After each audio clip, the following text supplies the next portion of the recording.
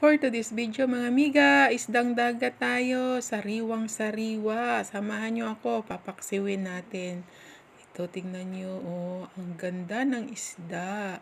Salmonete ang tawag dito. Ito ang mga sangkap niya, sibuyas, luya, bawang, at sili na pansigang. Yan, paghalo-haloin lang natin ito mga amiga. Simple naman itong luto natin. Kayang-kaya nyo na naman itong lutuin. Ito kasi ang paborito ko lagi na ulam, kaya ito parati ang ulam namin, paksiw. Ito kasi isdang dagat, kaya masarap ito. Ayan, pagsama-samahin lang natin, nilagyan natin sa ilalim para malasa.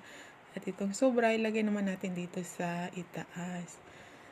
Siyempre, itong suka, ang pinaka pangunahing sangkap ng paksiw. Lagyan na lang yan mga amiga ng asin at saka bitchin at saka pamintang buo.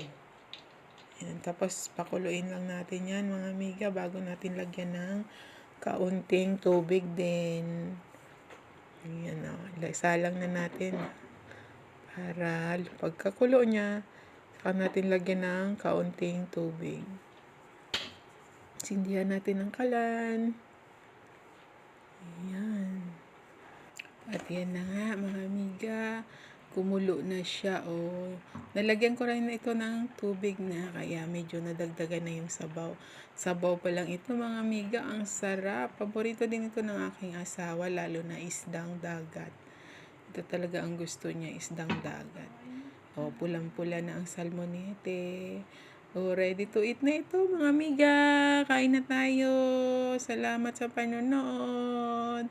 God bless po sa inyo. Thank you for watching. Bye!